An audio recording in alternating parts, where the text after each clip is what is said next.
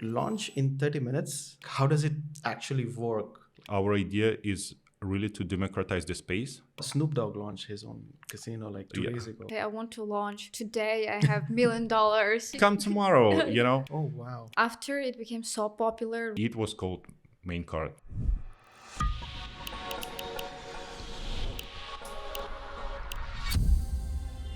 Powered by my gaming license.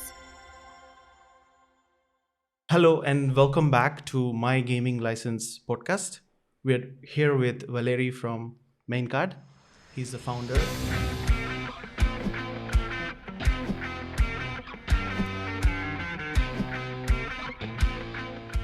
We also have Odie from My Gaming License.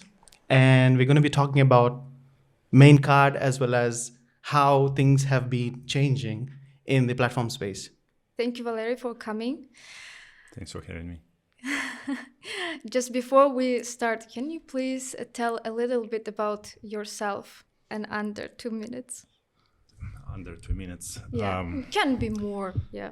Competitive chess player. Yeah, I've been an entrepreneur for my entire life and been moving from the transport industry to edutech across the industries, event management, sports and entertainment. And I ended up building in the iGaming space. We started Maincard as the D2C brand in 2022 and kind of pivoted after I saw the problems of the industry during those years. We pivoted from D2C to B2B and currently launched a Maincard as a B2B platform for launching iGaming brands. Can you please tell me a little bit about the Maincard then? To introduce. The Maincard is the platform that we basically describe as Shopify for iGaming. It's a space where you can build your brand super fast, launch it within days instead of months and months. That is typical for the industry. And our idea is really to democratize the space and decrease the cost to launching from hundreds of thousands to literally thousands of dollars. So, I mean, this is what I'm curious about because, we've seen launch in 4 weeks, launch in 2 weeks as well, some of the brands, but launch in 30 minutes, like what we see from your website, this is the first time ever, right? Correct. So I'm like, we're really curious, like, how does it actually work, like launching in 30 minutes? Well, so launching, let's think of what launching means, right? It's the set of steps that you should do one by one, from choosing the game provider to the sportsbook provider, and then integrating the KYC provider and support systems and PSPs and licensing, all of these steps. And how it's been done for years, it's been this step-by-step process that kind of starts from scratch each time the new brands want to enter the space. What we did is we switched from build to enable. So we kind of, for the last 3 years, we built a system that allows us to kind of turn on everything that was pre-built. So we pre-built the set of tools that are super easy to turn on. So you just, it's basically like a puzzle. And that's why we call ourselves like Shopify, because you basically use everything prearranged and you just choose, you don't have to be technical. You just look at the design, choose the design, layouts, UX, and everything else is being prearranged for you.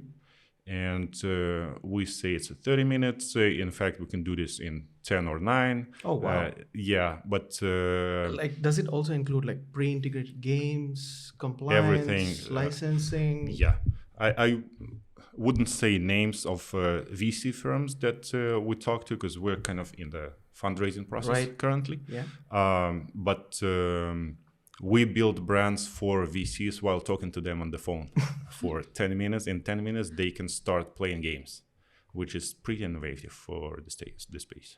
Yeah, actually, it's very, very innovative, and I see lots of guys talking about Maincard, how it's like disturbing Yeah. the iGaming industry, and I think what most of the people have in their minds is that after it became so popular, right, and so many people start launching, how actually the backend, like the backside, will stay as it is, and it will not crash. I would say. Did you think Yeah. about this?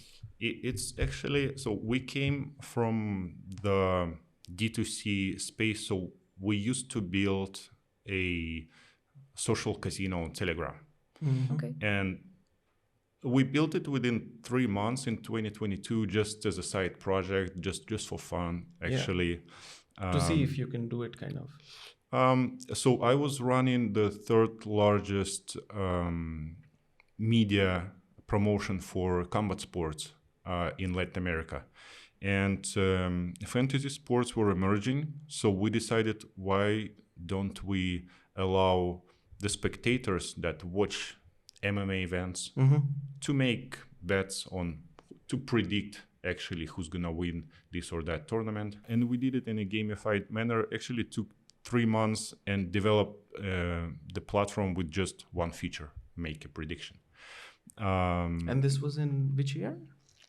It was September 2022 that we launched. Yeah. So when we launched it, my developers told me, hey, Val, we hope that 100 users will come and we'll be able to test the features. So in 3 days, we got 50,000 players. In a year, we crossed 1 million, and then we reached 2.7 in 2025, 2.7 million players. So when we have this number of players, we have to build the microservices that can scale accordingly. So we basically took that style of building and we moved it to B2B. So we built on a platform where we scale where we need it. It's the like multi-tenant system. It's something super different from what you have right now in the space, because operators use monolith code. They just write a monolith code. Yes. And we actually think that the white label solutions that are present in the market, they are built for 2010s, not for 2025. So there are new coding languages, the AI that you can utilize to improve your service. And we did just that. We switched to Golang. We started building microservices. And if we need more resources, we automatically get these resources from AWS, all the cloud providers, all the service providers that we use. So we tested on 50 brands, 100 brands, how will it look like? And so far, we don't have any issues. So just one step before actually building this, right? So did it come from some frustration that why is platforms in the market currently not doing this? Or did you see the demand because you created a product, you saw the numbers, and like, wow, this is great. We need to jump onto it. Like, what did you see that was lacking? Yeah, it was kind of both, because you've been to the major events in the industry, Of course. SBC, Lisbon, ICE, Barcelona. So when we built our platform in 2022, when we built our social casino, we needed more game providers. We needed more PSPs. And so we came to SBC Lisbon, and I wouldn't say name. Last year, right? 2024. Yeah. So as the social casino, we needed CRM and CMS system, these types of integrations. So I'm started to come to the booth of the biggest players in the field. Yeah. And you know how they look. It's like 90 people, $5 million booth. Everybody has a merch, super fancy. And then you come to them and you're saying, hey, could you sell me your payment method? Man, we're just having fun here. Why did you come to us? Say,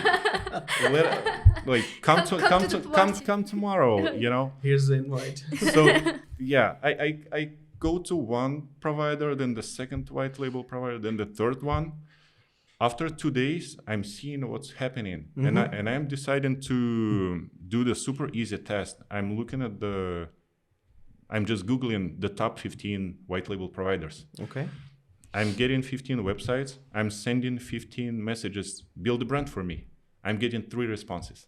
Right. One response is And how long did it take usually to get the response? 2 to 4 weeks. Oh my God. So to get a reply, not to build a brand. Yeah. So 80% just didn't reply. And it's your business model. You're making money out of it. How don't you reply to the customer? And the ones that did reply, one told me that it'll take 6 months. 2 others said it's going to be closer to 8. Okay. Oh. But, even worse than that, they asked me to provide $3 million in marketing budget before they even start talking to me. And so we were, on one hand, you're super frustrated. Yeah. On the other hand, you see that, hey, there is something there. What if I have this problem, everybody else has totally similar problem. So how do we solve it? And kudos to my CTO. I came to him, I told him about that. And he just straight told me, but Val, we already have all the services built for our brand. We now can create this puzzle for other brands to use. And it was September 24 when we talked about it. It was January 25 when we released the prototype. And during the 2025 we were building. When we just said the first time, just mentioned it in a conversation with one of the industry leaders that we are building this, we just instantly got a line of clients. I think that by the time we launched in November, we already had a line of like 150 brands that want to build with us. And we launched the first 6 in December, and we're on track to launch at least 10 brands monthly. Yeah, this is kind of very impressive. But you told, for example, in your experience, other white label providers, they asked for some budget, and not a small budget, $3 million, which means that in order to launch in the industry, launch the casino, you need to have quite a big budget, and then you can become the brand. And now you're opening the doors to almost everyone has not so big budget, but to try. And some people might say that it might lead to the low quality operators. So what can you say about this?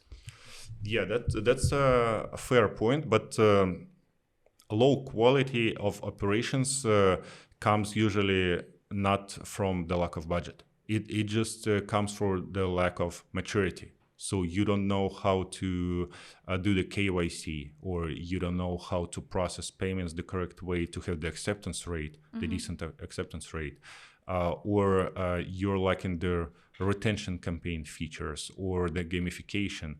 And this is actually our business model. We don't only build a brand, but we manage it. Okay. And we charge 15% of the revenues of the operators. And within this 15%, we already include all the fees of the game providers, sports books, etc. So we bring the team of experts with 20 years in the industry that take care of it. So on one hand, we actually raise the bar in terms of the quality. And on the other hand, I wouldn't say that when Stake launched or 1xBet launched their website, they thought of the world leadership and being like the best of the best. It was like 3 guys that decided to build their brand, launch it, and then something clicked. They found a way to the community. And we live in the era of creators economy. So your biggest asset is the audience. That's true. But not the only way that you can get it using $3 million and just spending it, pouring it all over the place. You can be a Twitch streamer, you can be a YouTuber, you can be the commentator of the sports events, or we have the customer that sells emeralds to Cartier for 12 years. So he has a network of high net worth individuals. Yes. And I just saw Snoop Dogg launch his own casino like 2 days ago. Well, not with Maincard, right? We're launching sweepstakes in the US in 3 months, totally similar model. And the guy you mentioned is actually in the line. Okay. Oh, Yeah. There you go. I didn't know about it previously. I'm just Yeah, following Twitter, and then I saw it. But coming back to the entry barrier question, right? So you explained about the quality, which is great. Let's talk about the cost. How do you compare when it comes to the cost of the platform? Yeah. And does it mean that anyone can launch their casino very easily? And so does it mean that we will see a lot of low kind of low quality operators? So, you know how industry thinks? It actually surprised me. So one of the investors came to us and said, "Wow, you can launch in 30 minutes, and you can charge 20,000 for launching a brand. So you launch 10,000 brands, you get $200 million. You're a $10 billion company. You go public, and you don't care what's going to happen with those brands because you already have $200 million." Yeah. So this is the approach that most of the industry has. You charge them, Yeah. and you don't care about them afterwards. So when some top 3 white label brands, again, everybody knows who I have in mind, Of course. charge you $100,000, and then you wait for 6 months, and then nothing works, and you come to them, and they're like, "Hey, create a ticket. In Yeah. 2 months, we'll get back to you," Yeah. because they already charged you. Our idea is This is really an issue. The post-launch support Yeah. has always been an issue. Yeah. I've been talking to, like, off the hood, I've been talking to a lot of operators during events, and this is what they mentioned. Hey, I'm with this provider. We all know the provider, and I asked them, like, are you satisfied with everything? It's like, no, but it's working for us right now, Yeah. and we are fine with it, and it's a long process to migrate.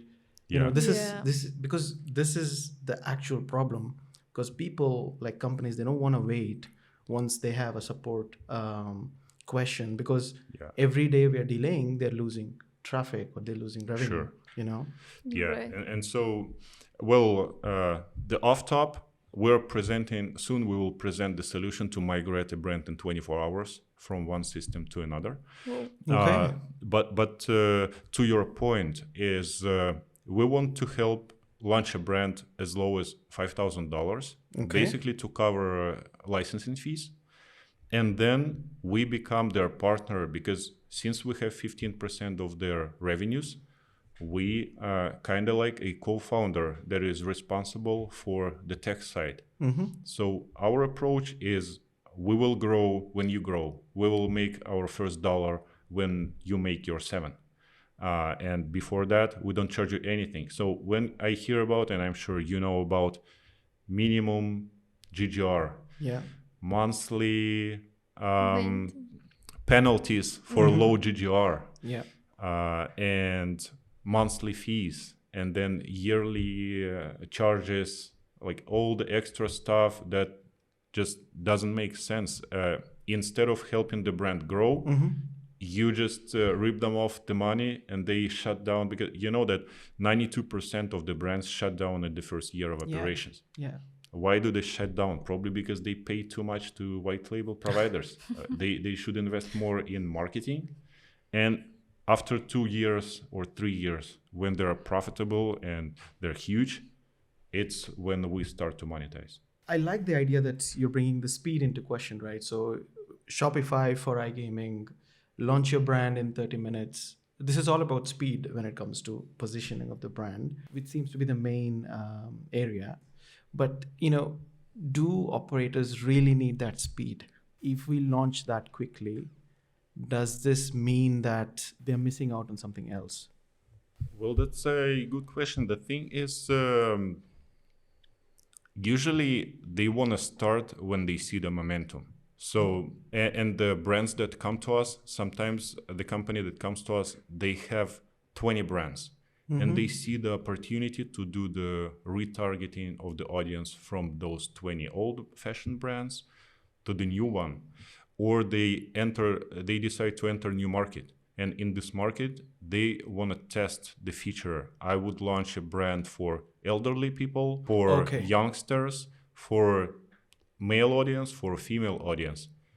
Do I actually need to wait 6 months each time to launch a brand? Why would I? If I can get the same quality, 10 times or 25 times less cost, I would launch 4 brands at a time and check all the 4 theories, see what converts, and then I stay with the one that converts best.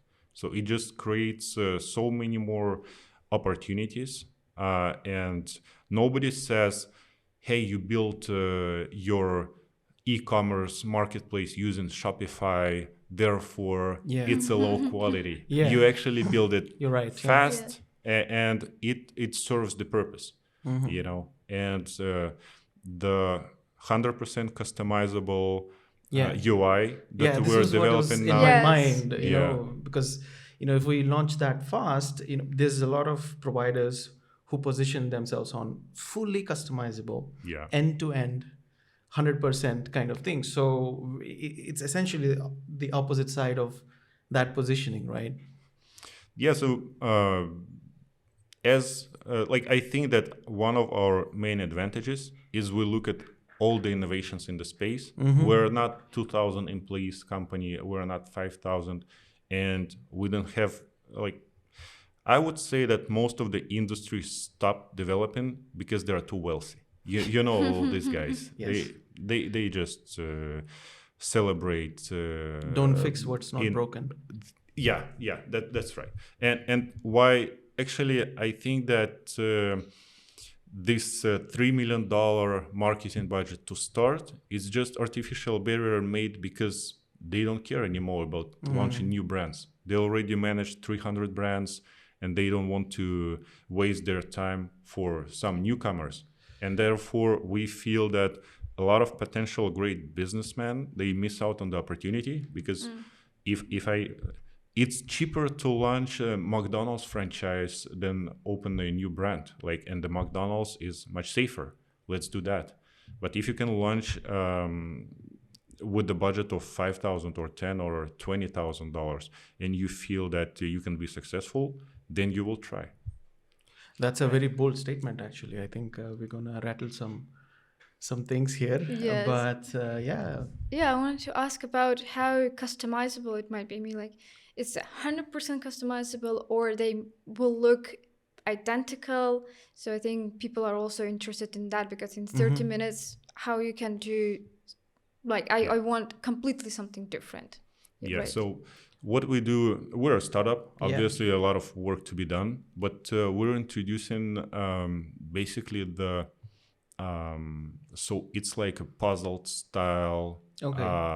Like a drag and drop? Or? Yeah, it's a drag and drop, but you can choose like 5 different templates, Oh. and you basically drag and drop whatever features you want. You want to have worldwide chat. Here you go. You want to focus on live games. Okay. You put them on It's top. Do you Yeah. have actually a demo? Like, It actually, you can build it while we're speaking. Probably there will be some, we might put actually somewhere here to Yeah. show how you can do like drag and drop on Yeah, the and video. you just check the 15,000 games, dozens of game providers that we have. You turn them on and off. If you want to have the sportsbook, then you add sportsbook. If you want to have, for example, the streaming of esport events, because you can actually watch the Counter-Strike event and bet on the next kill, and Yeah. who's going to be the next round winner. Yes. You can do this as well. So we're working towards fully customizable Sounds system. great. Yeah. Sounds great. And is it like price is feature based, or like I can choose all the features that will be the same price? I can choose the half of them. It's going to Yeah. be the same price. How does this work? So basically, there are features that, let's say, designs that are built by default. Pre-built. Yeah, and then there are themes that we just show you 100 different themes that could be possibly done. It's like Webflow, right? Yeah. For front end, if you So want to build. you want to have Harry Potter styled casino. That's interesting. It takes us like 2 days. We might charge you like $2,000 extra, but you get unique one of one. Okay. Basically, lots of times, actually, what we noticed is we built all these super sophisticated themes, super customizable, then people just come in and say, I want something that looks like steak. Yes, it this look- is actually this is a joke here. This is so true. Like, I mean, I talk to a lot of operators as well. All they want is they want to be the next steak. Yeah. Yeah. You know, this But is you wouldn't be as great as steak. You Yes. have to come Yes. up with something new. But Yeah. it's we're the tech stack provider. It's up to you to decide how you want to approach this. So we won't be telling you that, hey, we think we will give you the tools, but it's up to you to imagine Yeah. what you want, Yeah, and then tell us, and we see how to make it happen. correct. Okay. I mean, just on that side as well, because I'm into marketing and branding, right? So the question still remains, like, how much can they really stand out if they are using, if they're all using the same platform, the same tech stack, Yeah. right? Let's just assume that they're not very imaginative. So how Steak. can they how can they like stand out? Like if 10 platforms are creating their brands using Maincard, how can they ensure that they are not looking almost the same, you know? Because brand identity is a huge Yeah. thing in our industry, especially even more in our industry, because the entry to barrier is so like easy. We will definitely have to embed here something because you will have to show the themes that we're building. You would never even think that they're built on one platform. But then, when players play the online casino, they don't think about, oh, there are 10,000 casinos out there and I'll go check That's all a of really them. good point. Yeah. So Yes. basically, your differentiation comes from your tone of voice, your retention campaigns, Community. how you communicate, your community. Because if there is a clone of my casino somewhere out there, you know how Stake, when they decided that they want to launch their streaming platform and they ended up launching Kick, like 6 months before launching Kick, they came to us because we had a streaming platform. They wanted to buy our streaming platform. And we said, we will have to rebuild a lot of stuff. What they said is we literally need a What you clone have. of Twitch. Okay. Everything similar. And then it turned out that instead of rebuilding what we have, they just looked on the internet. It turned out, I don't know why, for some reason, some guy was building a clone of Twitch. And he had two online players, or two people watching this. There was no audience whatsoever. But Kick just Stake bought them and launched Kick in like 10 days because there was a clone somewhere. Nobody cared. Like the Twitch streamers and Twitch audience certainly didn't care that there is somewhere out there website that looks like Twitch, because it's about the content and the community. Yeah, I mean, I really like what you're saying here, because brand is what the players will feel about a company, not essentially. Of course, identity is one part of it, but how you communicate, how you make them feel is, at the end of the day, it's up to them. Like, because we can try to create a perception, but it's up to the players in terms of what they feel when they use a product. Correct. So this is completely in the hands of operators on how they want to make it happen. Agree. Right. And we already talked about how operators might success, and I want to talk about, you are seeing lots of hundreds, right, tens of hundreds of brands launching.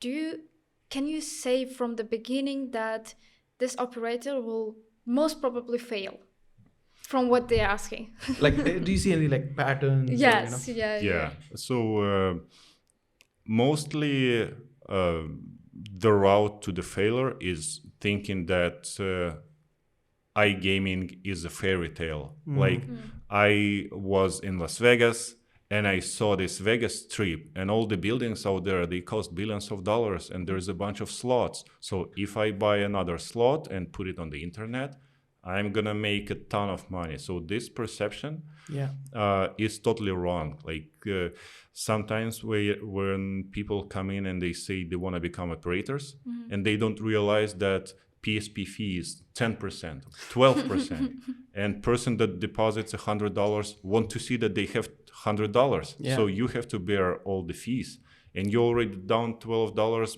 before the person even started playing. Yeah. Then you start to realize that it's not all this pink and shiny.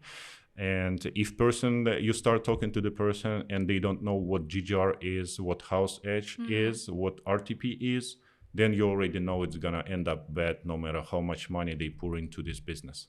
Do you reject that kind of Yeah, that was- profiles or?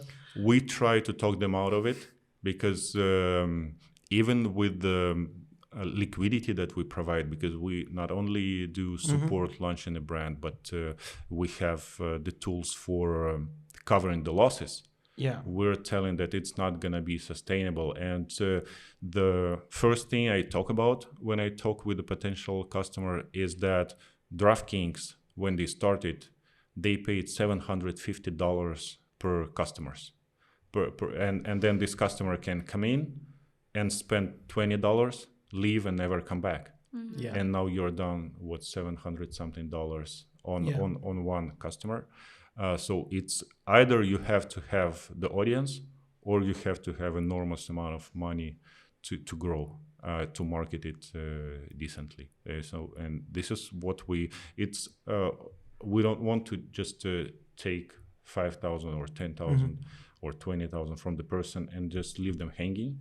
We want them to be successful, and if they see that there is no way it's going to happen, then we try to talk them out of it. Right. Do you have like people who come to you and say, I want to launch today, I have $1 million, can you help me with that? Yesterday it's more typical. We had this when there was SBC, the previous SBC coming, and it was like we spent 6 months and we paid $500,000 and we bought a source code and nothing works. Can you launch us tomorrow? And it always starts like that. Then you launch them in one day and they're saying, yeah, but now I need to change this and that and add this thing. And it turns into routine. So we try to be as helpful as possible. But you either want it like in one day or let's do this. Let's talk about the after launch support, because this is, again, as we just discussed, it's a big pain point for operators. Let's say operator launches with Maincard. What is the support they get? How do they get it? Is there anything that you're also disrupting in this area in terms of handling the tickets? Yeah, so we built our own proprietary AI tech. Okay. We put it on top of Zendesk. So I would say 96% of all incoming requests are being processed automatically without speaking to... So they just receive instant response of... Yeah, they think they talk to a person, Okay. but they talk to a bot, and they can not only can be the chatting, they can also call the line, and they can speak with AI bot that's gonna sound 100% like a human. You would never. Is this because humans in general, we've been subjected to a bad customer service in many areas for a long time? We want to speak to human. And I think this is the instinct. So are you saying that you want to cater to this instinct, that you're making the support appear like human, but essentially it is kind of a tech behind that? Well, we want to provide a player with the assistant constantly, not only when you have... Imagine that you enter the website for a month on a daily basis. And now we understand your patterns and what you like. So when you come in, you would kind of like to have a mascot that jumps from one to another side of the platform and says, hey, there is this match. I know you like this game. And they talk to you with the voice you choose, the gender, etc. And they constantly help you, not only when you have a problem, but we try to raise retention by creating the personal approach to every player. So this is one. We constantly grow our count of customer support specialists, payment specialists. So we take care of the bonus abuse, the fraud, bonus hunting, all this kind of stuff, chatting with the banks regarding So it's not chargebacks, so it's not refunds. completely AI, but it's kind of assisted in a way. Yeah, so it's all right now human and AI trying to help. And we know that some casinos face up to 15% of chargebacks. Yeah. So we try to keep it under 2%, which at the end of the day helps boost the revenues of the Yeah. brand. So And how yeah. do you do that? Because it's I mean, chargeback is a big issue in the space as well. Yeah, well, typically there is a software for catching bonus hunter. Okay. And there is a software to preventing chargebacks, but it all comes with a cost. And Yeah. it's like, why don't they build a parachute for every plane? It's just costly, and people say, hey, but planes don't fall too often, so we won't be spending money for parachutes. So in our case, we think that we have to invest. So the operator doesn't pay additionally for these So it's tools, coming from but your side as an investment into your clients. we and to take invest care of them. into bonus hunting, like prevention software and chargeback prevention software. So by doing that, everybody can do this actually. Yeah. But since the operator is happy with mediocre service, why bother? But we will try to raise the bar during 2026. And sooner or later, our idea is, if other white label brands increase the quality of service, and we will lose some customers, but the industry will feel better overall, then we're happy. One of the top tobacco smoking producers, like tobacco brands, says that our mission is to stop existing. Our mission is for everybody to stop smoking. But if they smoke, then we'll provide them with the best quality tobacco, and our mission is the same. Yeah. Great positioning, actually. Love it. Yeah, I mean, you also mentioned something about loss coverage. This is, I think, also a very important reasons for operators closing shop, because they have no liquidity to cover disputes, or maybe there's a fine from regulator or things like that. So, I mean, how do you cover this? Because I've seen somewhere on your website 100% loss coverage, right, for a certain period. So how does that actually work? Do you do it yourself? Do you have partners? Yeah. So basically, it's the industry standard that 90% of the revenues of the brand come from high rollers. And everybody else is just 10%. But how do you attract high roller? Because you might launch your brand, and next day somebody wins a jackpot, and now you're down $1 million. Yeah. And you have to call them and say, hey, you won your $1 million, but your withdrawing limit is 10,000. So good luck spending 8 years withdrawing this $1 million. And what happens is the player waits for a couple of months, and then he says, okay, I'll keep playing. And he loses all the proceeds. He's unhappy and he leaves. But brands that just start, they decide that they will limit maximum bet amount, and they would limit withdrawal. If you do that, you will never get a high roller. They just want to bet $200,000 per bet, for example. So to do that, you have to be able to provide $5-10 million in liquidity pool. Yeah. So we partnered with iBankroll, the company, the former White Swan Data company, with Hayden Bowman as the CEO. And I speak to Hayden a lot from time to time. Mm. He's very active on LinkedIn as well. So Yeah, I also reading him liquid. They introduced super impressive business model that you can introduce only if you have 9 figures in your bank account. So what they do is they switch all of our brands that turn on this liquidity provision from getting actual GGR to getting theoretical GGR. So the theoretical GGR on every game is roughly 5%. And with the RTP of 95, the house edge is 5%, let's say. So they would pay you as an operator 85% of that, no matter what. So now you don't care if the player wins or loses. You just care about the volume of bet. Right. And if you only care about the volume of bet, now you can make unlimited bets in all of the games. Unlimited withdrawals because iBankroll pays. Okay. And it allows brand to start growing from day one and introduce high rollers. And when they come in and they play and they win $1 million and the next day they get the payout, now they spread the word that, hey guys, this brand actually pays.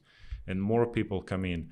And long term, if the house edge is 5%, on average, casino has to win. So iBankroll bets on the fact that they might be losing money for 6 months, 12 months, or 24, but at the end of the day, they will get 15% of the house edge. Okay. And it's guaranteed for them. So it's kind of like win-win situation for every party. And simply speaking, it's like insurance in a way, right? It's insurance, and I would say 90% of brands that come to us, they want this. Okay. Yeah. So we connect them directly with iBankroll. They discuss the terms, and we utilize this super effectively. And moving to the jurisdictions, people watching us, they might think like, okay, I want to launch with Maincard, of course, and where I can operate. Right? Yeah. Yes. Like how many jurisdictions we can cover, and Yeah. We obviously don't claim that we go to countries one by one. We just work under international licenses that MGL provides for us, and they help us with obtaining the licensing in the most credible jurisdictions. So we have the license of Anjouan, Tabik, working on getting Curacao. We're actually, since we're launching in the United States, we're getting the legal opinion that we can operate with sweepstakes. And if we get a brand that comes from South Africa, for example, or Greece, then we tell them we're providing you with this licensing that covers 150 plus countries. And if you want to operate in this particular market, like the UK, you will have to get the UK license. If you want to operate in Greece, same thing. But other than that, the majority of the market, we already mentioned Stake a couple of times. They operate under 100% similar licenses, like Curacao license. And Curacao and John Tabik, they have their own bureaucracy. But now, since we have the demand creates the supply, and now we get the new jurisdictions offering the licensing, like Tuvalu, for example.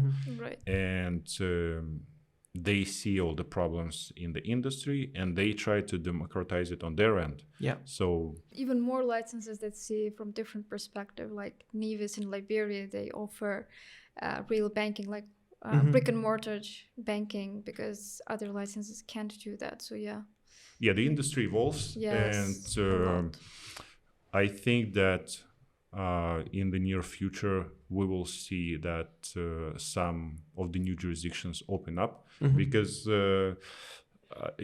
one way for the country to get more tax money without building infrastructure, building roads and airports, etc., is just legalizing betting. Yeah, and I mean, also on the other side, people who want to bet, they are going to bet one way or the other. It's better to regulate rather than ban, because banning only drives players away to illegal websites. Yeah, I actually am wondering what's happening with the Dream 11 right now, that India officially bans even the social gaming. Yeah. And the company is worth like $8 billion, true. and they have to come up with the new ideas. So I'm sure that people that played these games, they Yeah. turned on the VPN Yeah. and they Yes. kept playing. Absolutely. Yeah, this is what happens. Okay, do you have any specific plans for 2026 that you want to tell us about, or the main card, some announcements? Well, those that we can be public about is our plans are adding 60 brands this year to the market. How many brands do you have live now? We're close to 10, Okay. I think. Officially, sometimes I would wake up and my team says, hey, we got one more. So, yeah, we're close to 10 now. We're gonna have 60 active by the end of the year. Okay. We're introducing PAM and CMS system to make most of the work pretty much automatic for And the this operator. is in-house or It- from? Yeah, we build it all okay. in-house. So the team grew from 20 to 60 people in the last 3 months. Mhm. Probably my- will reach, Congrats, actually. Yeah. 100 by 100 employees by the end of first quarter is feasible. The big step for us will be launching sweepstakes in the US. Oh yeah. So we're going to be exhibiting in June in Fort Lauderdale with SBC Americas. Yeah. And we're tasting the stablecoin. So we're thinking that tokenizing the iGaming space has a lot of potential. So we're introducing main USD, which is the stablecoin for the iGaming space. Oh wow. This And is, yeah. operators, very big news. Big, yeah, big Yeah. news. operators using it will have 0% conversion rate on switching from crypto to fiat, which has to decrease their expenses. I think this is And- coming also at a great time because now we have favorable government in the US. Yeah. But are you going to be launching it as a security or as a utility token? Well, it'll depend on our conversation with the U.S. authorities. Yes. And the problem There's is so much problems with security tokens, as we Yeah. know. I mean, but utility seems like a credible option because there's a lot of utility on the platform as well as users using it. But we have the advisors in the U.S. The problem is, besides the federal government, yeah, every state does what they want. Yeah. So sometimes even our lawyers, they don't understand what's happening state by state, and they have to go check it out. Somebody has the new law coming out, next day it's being closed, the California shuts down, then Ohio shuts down, then opens up the next day. So it's yeah. a lot of work, Mhm. but we think it'll bring value to the community. For sure. And it's gonna be big, actually. And actually, do you manage it everything yourself, or do you have like some advisors? I mean, Yeah. like so many things, and do you sleep even? I'm the newbie to the industry, so I would say that my biggest advantage in the industry is that I hire the best experts and then I rely on them. So I'm the dumbest person in the room. And the people that come to us, they come from Bet365, from white label casinos. The team is expanding. The developers that we have, my CTO is the ex-CTO of Societe Generale. So he came from FinTech. The developers, they came from the gaming industry where they were building the games with 3 million daily active players.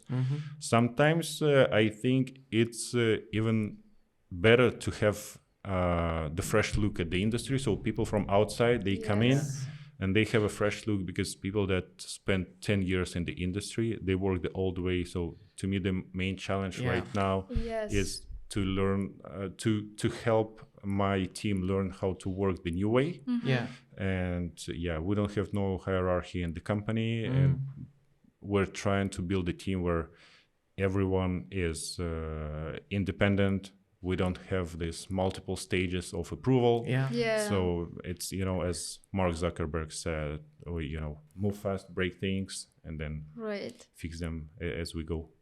Is that how you do your is it how you actually manage your team as well? What is your leadership style in terms of like Yes. building this team? Because what you have just explained to us in the last few months, if the team has grown that much, 10 brands live, and then going up to 100 people team and 60 brands live, this is all kind of dependent on the people, Yeah. right? Who are powering the company. So how do you, like, what is your leadership style? And for anyone who wants to work for Maincard, maybe if they're watching this. Yeah. And also like one more question to add. Also as a founder, I'm curious, do you onboard them yourself or you have a person to onboard them? Yeah, well, last interview with me is a must. And Okay. before this company, I've been building companies for the last 17 years, I would say. And the previous company where I still am one of the major stakeholders is going public next year. So Congrats. I'm used to the teams of like 200-300 employees, but they say that A players hire A teams and B players hire C teams. So I'm trying to find A players, and then I give them the Autonomy. full autonomy on hiring the personnel. So Okay. I worry about the leadership chief team. financial officer, head of payments, chief operational officer, head of sports, head of casino, and they build their own team. Okay. Got it. And for example, you have a team of experts and you have, for example, a meeting. Do you come and say, okay, I want to see this feature in 2 months live? Or they say like, we can have this feature and you're saying, and you're kind of directing them where you want to go. Actually, when we built, one of the reasons why our social casino became super successful is because, as I said, we launched it in literally 3 months and we had just one feature. And then we asked the community to fill the form, what do you want to have next? And we got 1,000 Google Forms in one day. 92% of forms were saying, where is the black theme? It's only white. Yeah. So the next week they see the black theme, and then they're saying, hey, and we would like this PvP form as well. Okay, so in 2 weeks they have this new product, and they feel that the platform is being developed based off of their needs. Of course. Yes. And so we took this approach, and now it's more of we have simultaneously 30 operators that are willing to launch the brands. We have like 10 to 15 people in each chat, and we're asking them, hey, we're thinking about these 3 new features, but if you thought of just one, which one would you choose? Okay. Yeah. And they tell us that, hey, this is more important for us, this is not, and we built the roadmap based on the reports of operators. And you integrate different features quite fast, and we know that it takes some manpower to do that and man hours to do that. How do you motivate your team to do that very fast? Well, we get rid of the ones that can't be motivated. If you want to work in Maincard, yeah, but Yeah, I mean, I think because speed is essentially your main USP, and Yes. people who want to work for the brand should be able to meet that. Otherwise, that's true. The thing is, I don't treat them as my employees. Yeah. They all are the co-founders of the brand, because even the most junior person in Maincard has the stake of the company. So This is great. they're interested in us becoming huge, because our idea is, your salary keeps you afloat. But Maincard has to be the last company where you worked for the money, and then all the other companies you might be working it, you just work for yourself, just for fun. And you have to, if you make 7-8 figures from working at Maincard, then you're free to choose whatever industry you want to work with. This is a Well, good approach. I mean, yeah. like, are you thinking about joining Maincard? Yeah, I'm impressed. Like, I want to know. we don't have the head of marketing yet, Megan. Well, I mean, we can chat about it later on. And One in credit one to month. MGL. Yes, in 1 month there is a LinkedIn post. Surya Pali joining Maincard as a CMO. Everything's possible. Yeah. Everything is possible. And before we close off, just a final question. How did you come up with the name Maincard? Oh, that's a funny one. So Yeah, like we have been so we kind of moved from edutech space to event space. Right. During the COVID, we were the main partner of Amazon in hosting online career fairs.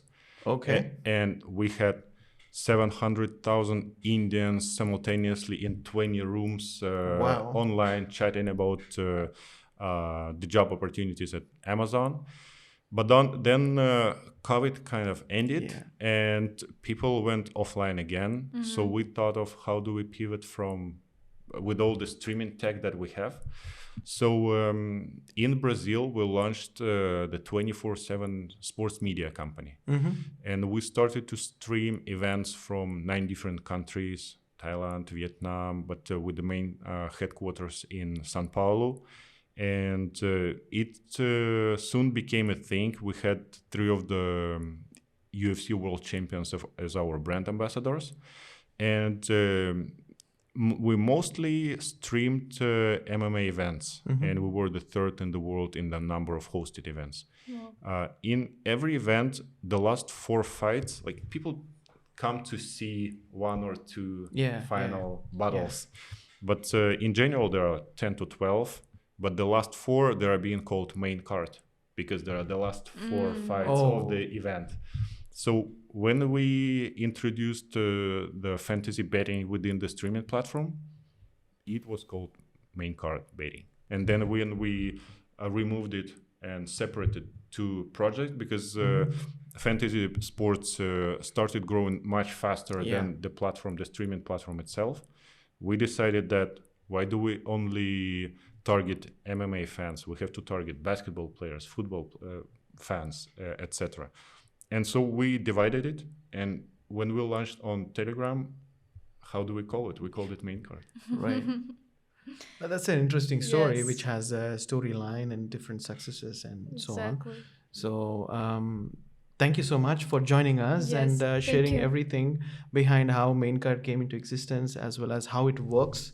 Because, what we see on the website is not the same as, how they are intended to be.